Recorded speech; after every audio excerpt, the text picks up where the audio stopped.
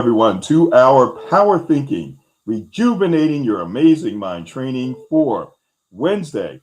It is June 3rd, 2026, and this is our 9:30 p.m. Eastern Time edition. I'm your moderator, Stanley Green. Always a pleasure to be with you. And it is a beautiful, it's always a beautiful Wednesday. It's always a beautiful day. And it just so happened that the weather was great on this wonderful day, and many of us were able to get out and do things, and so we certainly appreciate the fact that those of you who are with us this morning, 7:30 a.m., 8 a.m. Eastern Time, are with us here this evening.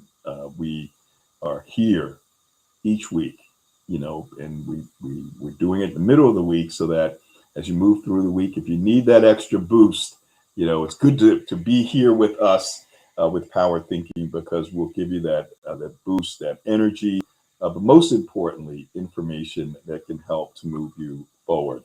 We're helping you to build these absolutely essential skills of resilience so that when the tough times hit, not if, but when the tough times hit, you are prepared to handle them. You're prepared to bounce back and bounce back quickly. So we are on multiple platforms: LinkedIn, YouTube, X, Twitch, and Facebook. We are also certainly on our phone lines, and that's how we got started in 2018.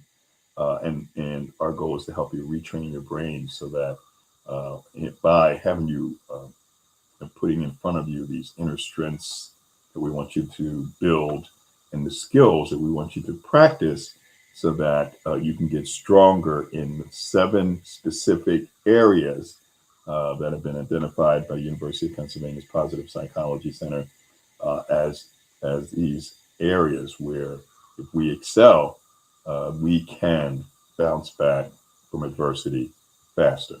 So if you're on the phone lines, feel free to hit that *6 at any time.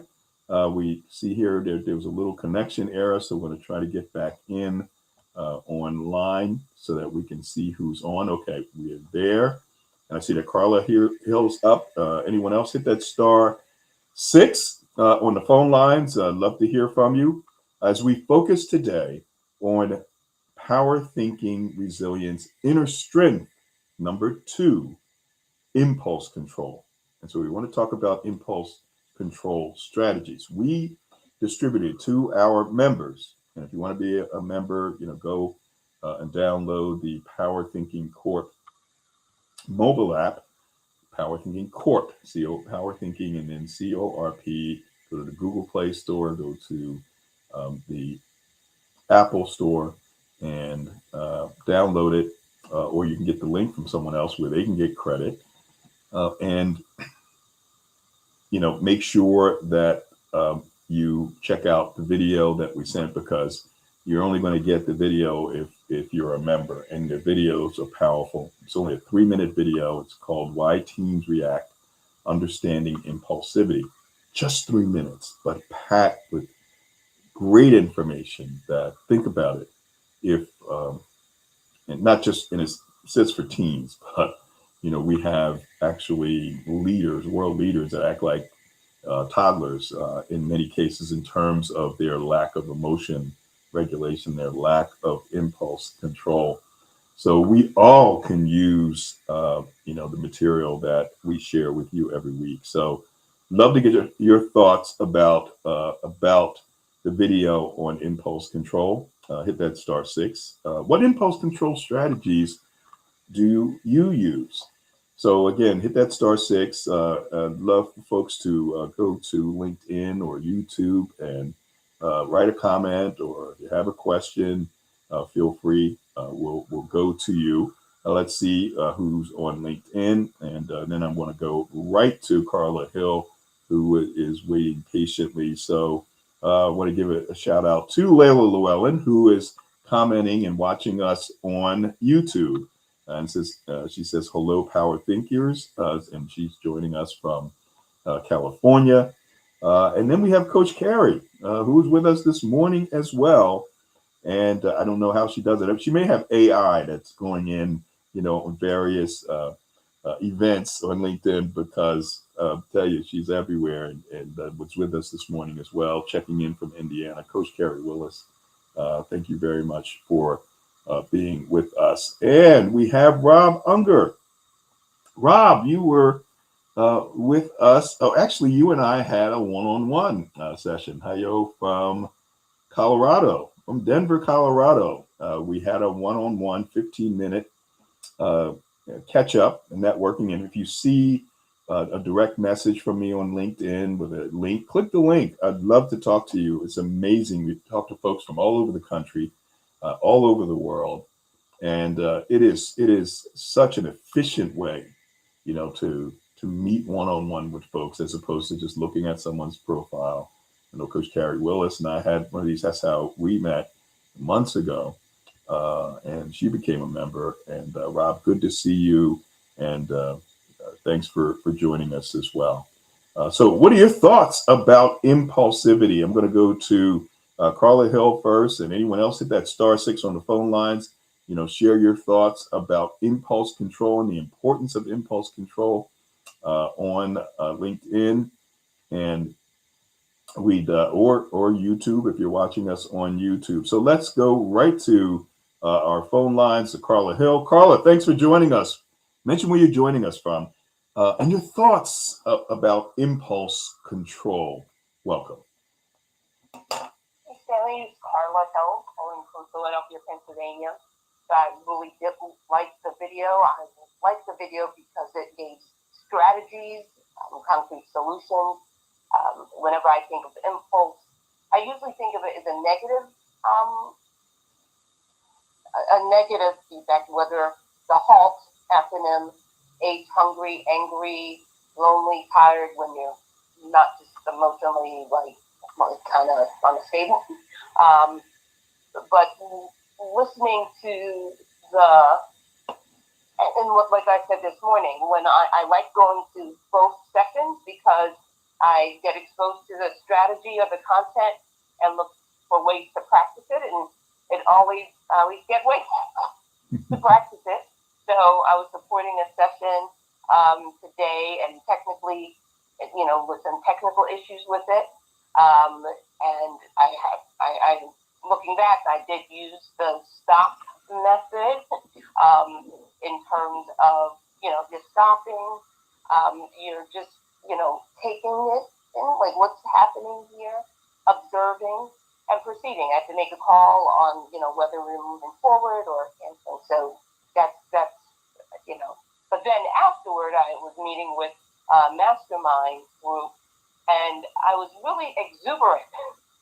And usually I guess, again, just HR, my personality, I tend to listen, but when I'm excited about something, I can go on. And one of the other participants at Chicola, basically you're talking a lot, right? We're going to run out of time. So I used stop there too. I was kind of taken aback, but because I'm excited, I'm thinking everybody else is excited, but no, they weren't excited. So it's all types of impulses, right? Being over exuberant, and I put myself together in terms of listening. I'm usually a good listener if I'm not being aware. So that acronym STOP works in both positive and negative impulses. So yes. Yeah. That's my takeaway. Yeah, there you go. Thank you, Carla. Really appreciate it. And congratulations. I just saw where they have the Power 150 in Philadelphia, which includes the mayor and some of the key council people, president of city council. Brian Roberts, I think, was number one, who's a leader at Comcast, which is one of the largest and most influential media companies in the world. And in that list was Joey Hill, Carla Hill's son, one of her sons. The other we talked about in the past, who sang for the Pope, and just finished Yale and is out at, I believe, at USC. So kudos to Carla, you and Jerry, who, raising, great sons. And, it really doesn't matter, whether you're making a power 150 or not, you're all doing great work, doing what you can to raise your children and grandchildren to be the best that they can possibly do, doing the best that you can, and doing the best that you can, as importantly, in the communities that you live in, and that you serve. So I just want to give Carla a special shout out because I saw her son Joey there in that list. He was in the statewide list, and then of course in the city list as well. But again, if I had each of you share what's happening with you, with your community, the work you're doing in community, it deserves tremendous applause. And I'm so honored that you're part of the Power Thinking family. So just wanted to mention that. Anyone else, feel free to make any comments about impulsivity, impulse control. And I see that Soika White's with us as well. Soika, thank you for joining us. And really want to appreciate you all. But what I'd like to do is kind of go back and get you reacquainted with the framework that we're operating from. And we try to do that every so often. If you'd like to hit *6, if you'd like to make a comment, I'd love to hear your comment. So I want to give you a sense for what this is all about.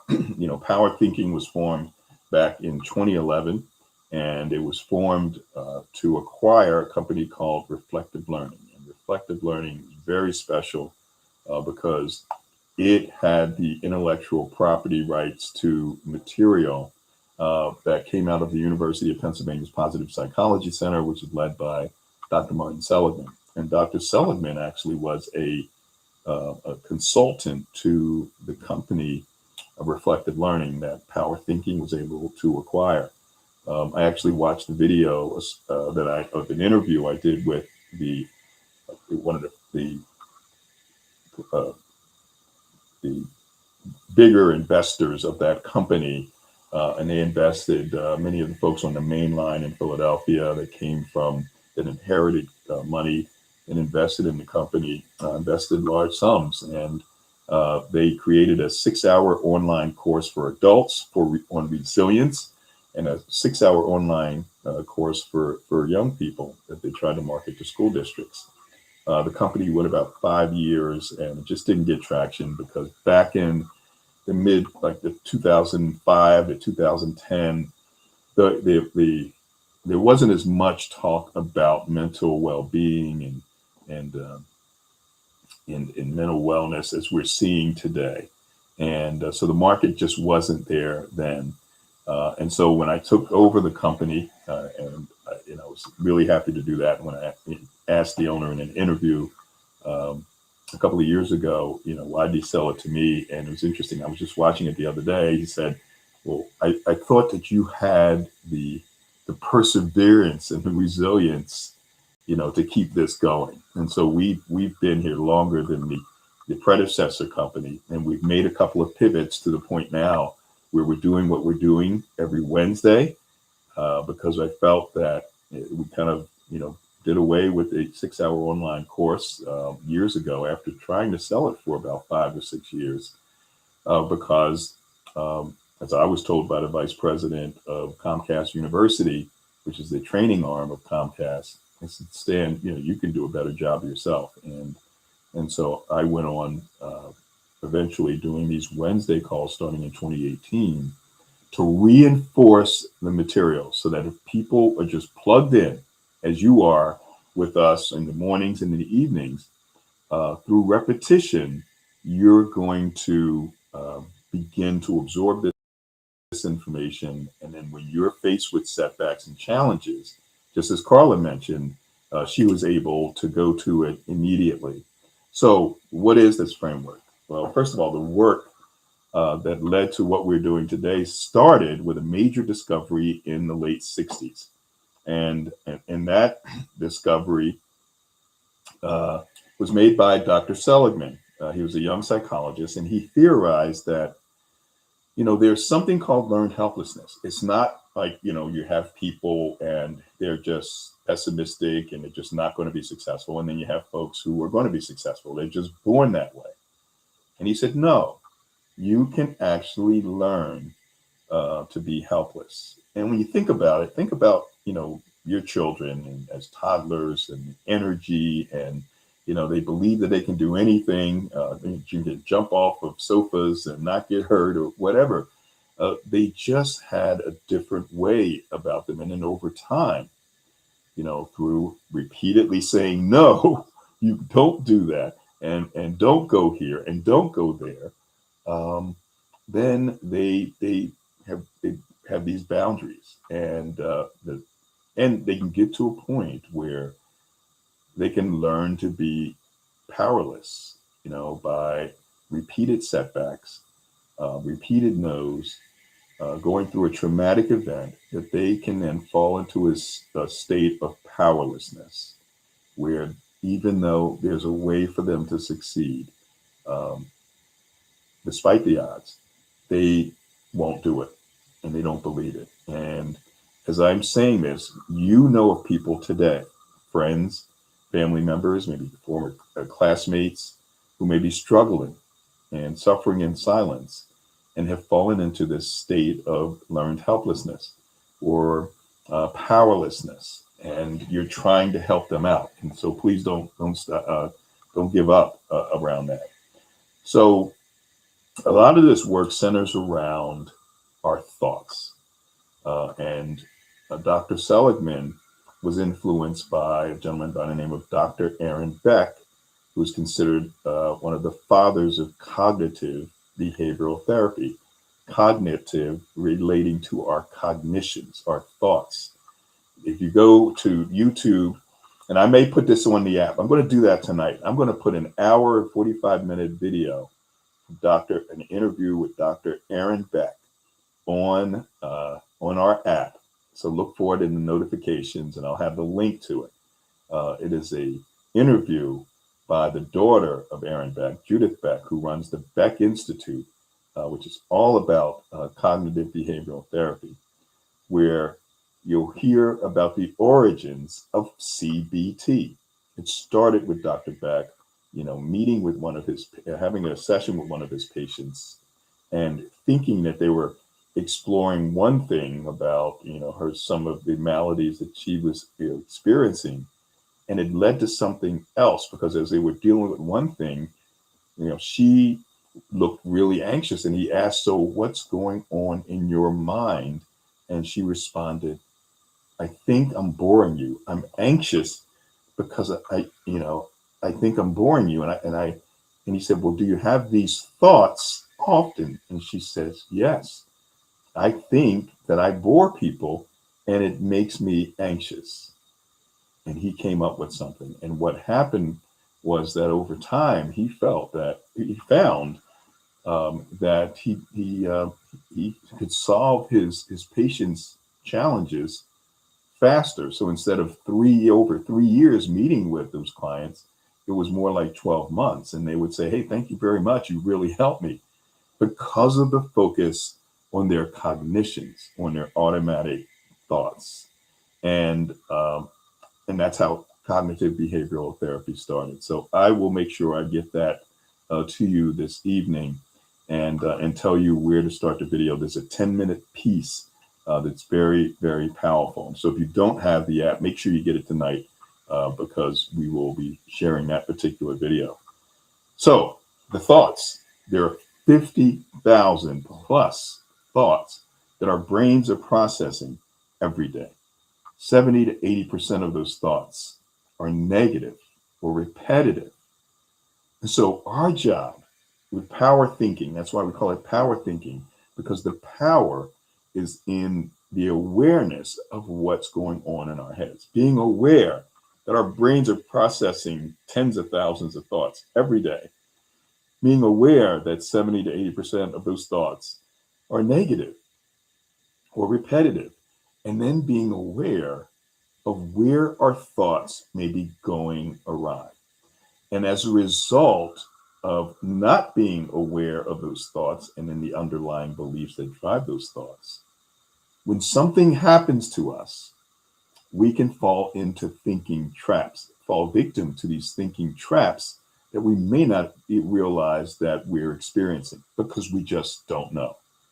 And so, with these traps have labels, and these thinking traps affect how we respond to life's adversities and affects our emotions and what we focus on today.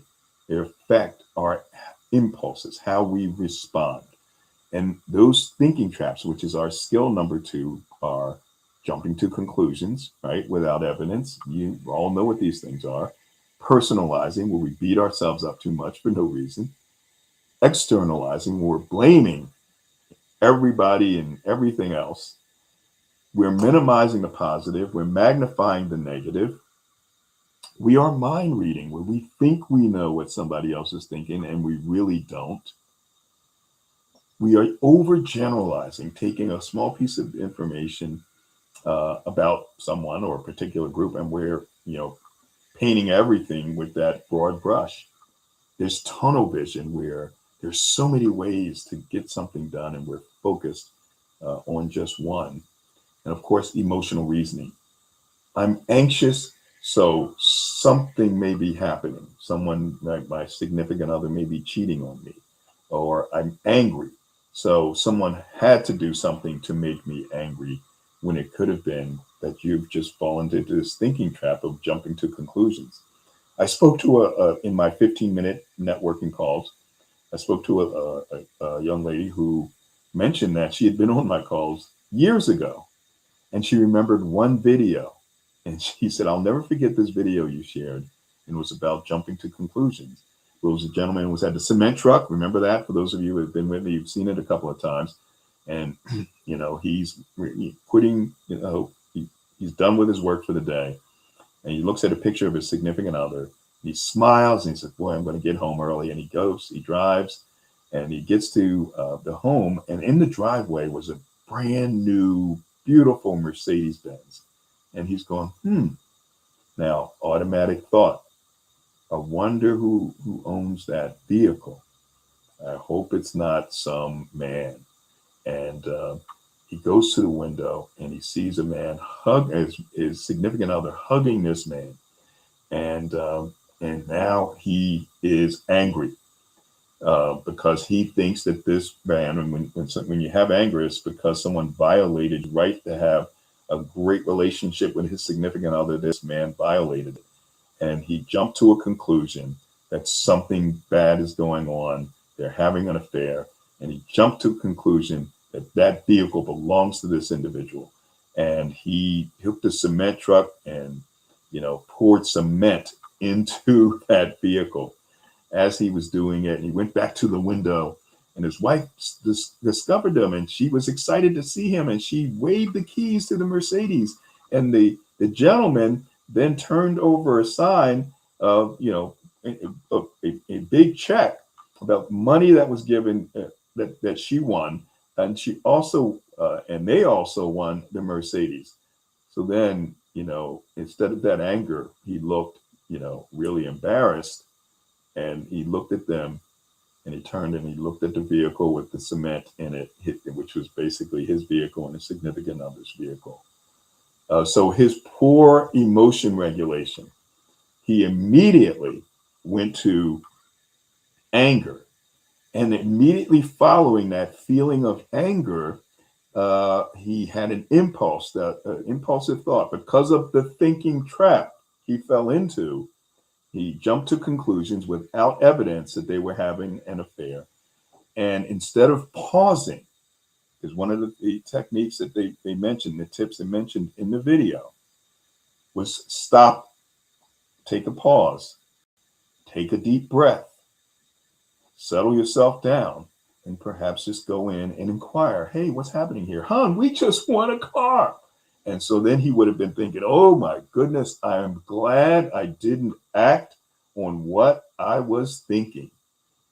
And how many people have, spent many years, if not their entire life, incarcerated because of a lack of emotion regulation and a lack of impulse control. So those are two of the strengths of resilient people. It is emotion regulation, the ability to stay calm under pressure; impulse control, the ability not to say or do the first thing that comes to mind. There's empathy, the ability to understand another person's experiences and emotions. There is self-efficacy, the belief that regardless of what is going on, that ultimately we have control over our ability to succeed. It's going to be tough. No one's guaranteeing, a straight line to success, but we still have control. There's optimism, our inner strength, number 6, causal analysis, drilling down to the root cause of a situation or problem. And then the most powerful is reaching out, taking the initiative to connect with others and taking action when faced with those setbacks and challenges. So getting back to our focus for this evening, impulse control, what was mentioned in our 3-minute video. And if you have our mobile app, just go to the notifications for yesterday and you'll see the video. Click that link. It's a nice 3-minute video. They use an acronym, STOP, S-T-O-P. So here's what you want to do. Stop your body. That's the S. T, take a breath. And remember our skill of calming and focusing. Take deep breaths, 6 seconds. Inhale. And then pause, exhale. So when you're faced with that adversity, as part of the stopping, take that deep breath. You'll find that, and what has been found was that most of the impulse to take action, especially something negative, will dissipate within 30 to 60 seconds. But the problem is, when someone has a weapon and they get angry at someone, they could pull the trigger in a split second and it's all over. But if they pause, take that deep breath in, take that 30 seconds, taking the deep breath in and exhaling, they're in a totally different state. They can then, the P, or actually the O, is observe. As you're, inhaling and exhaling, taking the deep breath, observe how you're feeling, and ask yourself, is, proceeding the way I was going to proceed the right thing, right? Think about what can happen next and what the consequences could be. And then P in STOP is proceed wisely. So some of the things that you can do, helpful pause strategies and delay strategies, is just to walk away. And how many people do that? Unfortunately, they feel, oh, I'm going to do something about this, as opposed to, look, you know what? I'm going to walk away. I'm going to take a few deep breaths, drink some water, text somebody. Again, take those slow breaths. So those are a few tips for helps us with our emotion regulation, helps us with our impulse control.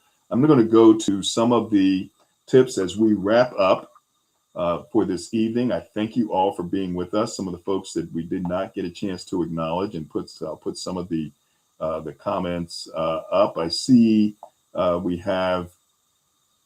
I have Rob Unger, who I had a conversation with. I believe it may have been yesterday, Rob. He says, I have a very positive role model. As for impulses, I ask myself if my dad would do it. I'm 38. Yeah, what would your dad do? And of course, if he's a cool and calm person, then you want to do what he would do. 2005 to 2010 was not a peak in mental health awareness. That is true. And that's why I had to do everything I could to just kind of stick it all out and last until we reached the time that we're in today. Good evening, everyone. That's Leona Martin. Thank you, Leona, for joining us. We also see Stranger Jacob, African Excellence Foundation. Thank you for joining us. Great impulsive episode. Well, thank you for being with us. And I'm assuming that you may be joining us from Africa. We have someone who's saying here, UPenn star athlete, businessman, reporter, producer, entrepreneur, And Power Thinking Corp CEO, of course, the former owner, picked a winner. Thank you so much. I appreciate that. It doesn't have a name. Maybe you could put the name in another post here. Didn't come through. People have to recognize that their thoughts impact their actions. Right. That's why we want Coach Carrie Willis for them to be more aware of their thoughts. Good evening, LinkedIn family, from brother Charlie Wilson, who is a new member of Power Thinking. Let's go to a couple of other short comments. I see Fatima, Dr. Hafiz, thank you for joining us. What is the name of the Beck video? I don't have it at the top of my head, but send me a text and I'll send that to you. NEO song, It's All in the Pause, right, Sir Stanley? And Annie's joining us from the UK. Thank you, Annie. It is all in the pause. And as we then wrap up, we're going to go over a little bit because I want to get through a few of the comments. It is all in the pause. And we're going to go to another comment. Assuming assumptions. You got to be careful with assumptions. NEO song, anger outbursts ruin lives every day. And that is so true. And Dr. Hafiz, yes, the pause and breathing is key. So we appreciate all of you for being with us. Those of you on the phone lines, thank you for joining us as well. I'll just mention a couple of names. Sharon Smalls, Carla Hill. We see a few wireless callers. Thank you for joining us. And Bill Peterson, appreciate you joining us as well. Thank you, everybody. Make it a fantastic remainder of the evening, and we will talk to you soon. And remember, since we spend all of our time thinking, we must think with power and utilize power thinking. Thanks so much for joining us, everyone. We appreciate each and every one of you, and we will talk soon. Make sure you get the app. We're going to be doing something special that I'll announce within the next couple of weeks, where you may be able to get equity in power thinking.